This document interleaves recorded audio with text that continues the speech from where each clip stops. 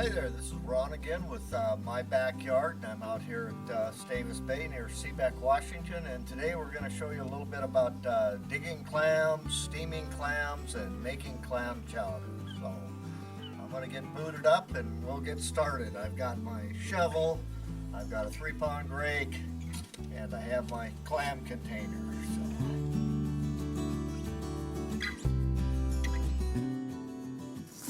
So here in Washington State, it's important to know where you're at if you're on public or private beach. In Washington State, private beach is private beach. You don't even have the right to cross over private tideland, much less dig on them. So Washington's got good maps of where the public beaches are located, so check those out and make sure you know where you're digging at before you start.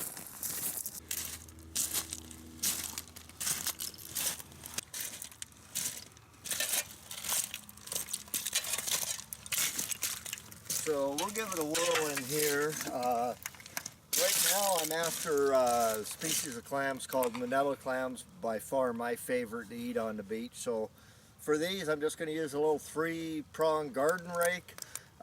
Use this because they're just barely under the surface, within 3 or 4 inches of the surface, and it's way easier than digging them. So.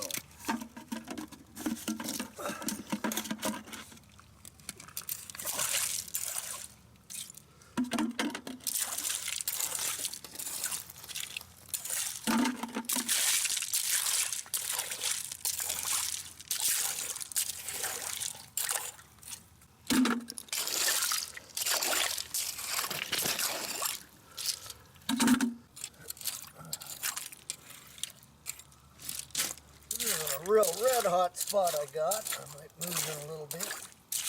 See if I can find something a little more to my liking. So Manila clams you can find at anything from about a 7-foot tide level on down to maybe a -1 foot tide level. They're in a lot of different areas of the beach. I try to find kind of firm, semi-rocky, hard clayish type soil seems to be where they hang out the most to me.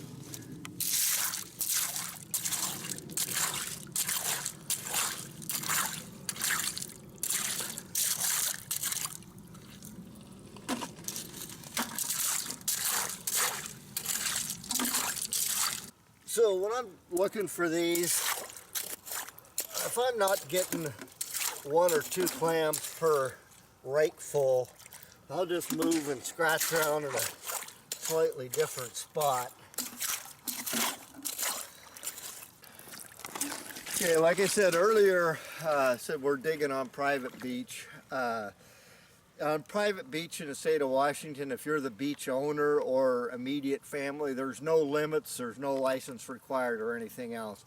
If you're on public beach in Washington State, I believe the limit is 40 clams per digger, and they have to be, I want to say, a minimum of 1.5 inches long from one end of the shell to the other. So make sure you follow your rules and regulations, and always call the shellfish hotline and make sure that the beach is open. There's no paralytic shellfish poisoning or any other bad things floating around out there.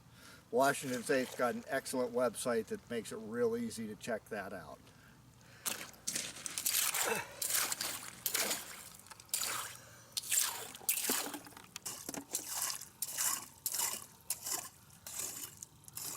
So I have plenty of clams for a nice batch now. One thing that's important to do on your beach, public beach, it's state law, all beaches it's a good practice, and that's when you're done, fill your hole back in again, break things out level. If you don't, you can smother the sea life that's underneath of them. Public beaches, it's a law, so like I say, in general, just a good practice.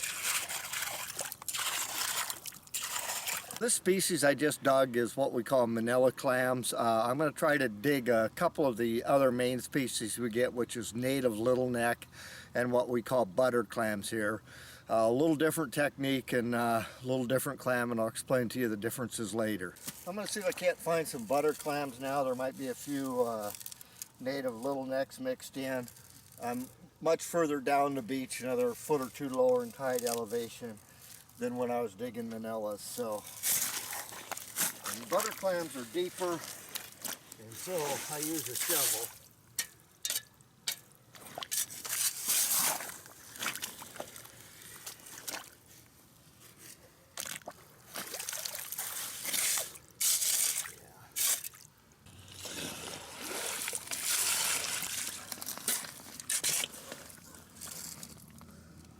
That's all I need of these.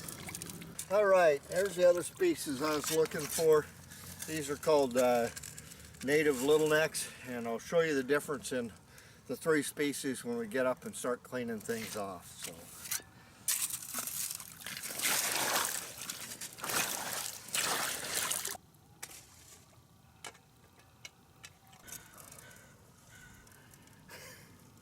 Now we're going to take time and rinse our clams down a little bit. My fancy clam washing.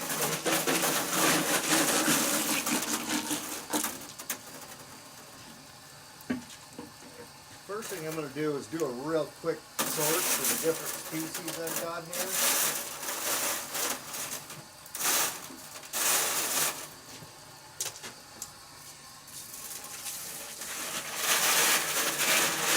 I roll the clams around a little bit like this. So if there's any dead ones in there, it'll sometimes knock them open or break them like this one here. I'll rinse them off 3 or 4 at a time, roll them around, and if I hear a real hollow sound, usually means that one of them's dead. If you look in my steamer basket here, I got it about half full. You never want to fill it up more than about 2/3 full. You got to leave room for the shells to open when you're steaming it. So now we're going to talk about the 3 different species that I got here. The first one, the main one I'm after, my favorite, are the Manilas. 3 different views of them here. You'll notice the shells are often multicolored. They're, you know, about 1.5 to 2 inches in size. And the lines, the ridges on the clam, run in both up and down and around the radius of the shell. So that's Manilas. If you really get a look at this edge, you see that they close up super, super tight. And that makes them virtually sand-free.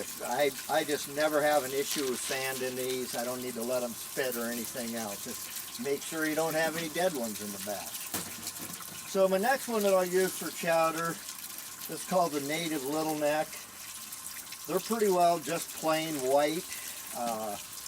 You know, native little neck Manila, you can clearly see the difference.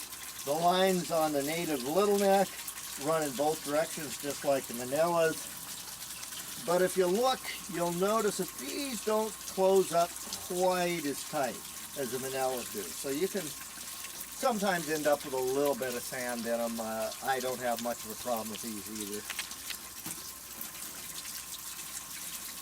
So this last ones are what we call butter clams on the East Coast. I know you guys got different names for them back there. But you'll notice that these don't close up tight at all. There's just a big gaping hole, and these will have lots of sand in them. So you need to let them spit or rinse them out good. So a word on letting clams spit. If you put clams in a big bucket of seawater, they filter enough water, salt water, they filter enough water that within an hour or two, the oxygen in the water is gone and your clams will die. So if you're going to let them spit in seawater, make sure you change the water very often. Here, if I want to let something spit, I'll throw them in a gunny sack and throw them back out in the bay for a tide cycle or something like that. But if you let them sit in fresh water, it's going to kill them, and like any seafood, once it's dead, it goes bad in very short order. On these butter clams, you can see the kind of this rounded opening where the siphon is. A couple different ways to cook these. One of them is just steam them up like you would those clams and eat them that way. But another way that's pretty good and pretty easy to do is just take a knife and run it through the shell, and you can see it splits them in half about perfectly. You can also see that fair amount of sand in there. So take that, split them in half that way. You can twist the shells into half. And this does not have to be done with a sharp knife. Matter of fact, this one's as dull as I own, I'm sure. Once you've done them like this and you've got them rinse the sand out of them, you can dip them in some flour and corn, or dip them in an egg wash, and then whatever your favorite breading mix is like this, and then just put them in a frying pan, the shell side up, and let them fry, just like that in half shell. They're not bad. They're a little strong, a little chewy for my liking. So that's what I generally will do with those. You could also open them up and peel out just the neck and the outside part of the meat and fry that up. That'd be your basic clam strip right there. So one of the things you want to do when you're done clam digging is rinse your tools off pretty good. Otherwise they'll rust out on you, about 1 year's time. So give your tools a good rinse down. They'll last you a little bit longer. This one fortunately is stainless, so I don't have to worry about that. So take care of your tools. Whether I'm doing chowder or just doing steamed clams, I treat my clams to do my mess the same way. Ooh, looky there. I just discovered that in the batch I was about to steam. Now let me tell you, that will absolutely destroy a batch of clams. You'll be rinsing trying to get the sand out of forever. So I keep checking my clams through the whole process. One thing you could do, if you think they might be sandy but you're having a hard time, is grab the shell and kind of give them a little twist, which is between your thumb and forefinger. So, all right. So in my clam chowder, the way I steam them, I just use straight water. Some people like adding garlic butter and making more of a broth and kind of boiling their clams, but I'm making steamed clams, so I might have about 1 inch of water in there.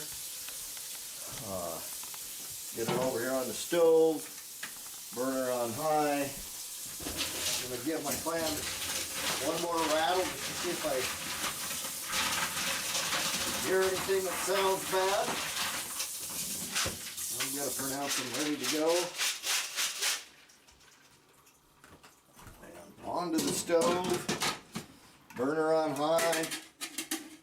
Now we'll just sit back and wait for them to steam. So we're going to check these, see how they're doing. A little warm here.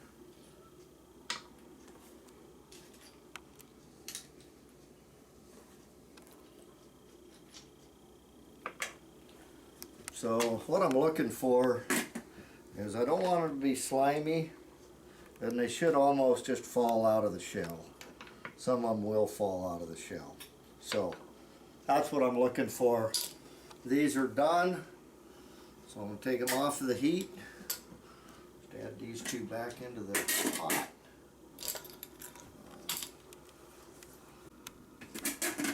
So I'm going to remove these from the heat.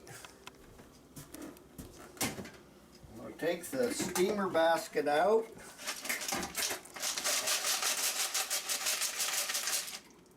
And all the juice drain out of it. Going to set that off to the side, let them cool down before I check them for the chowder. Now you can see that I've got a fair amount of clam broth in there. I'm just going to cover that up and we'll save it later to add to the chowder. Now if you were just eating steamed clams, you can just grab one of these little devils here and eat it just like this, or a lot of people like it dipped in melted butter, or a combination thereof.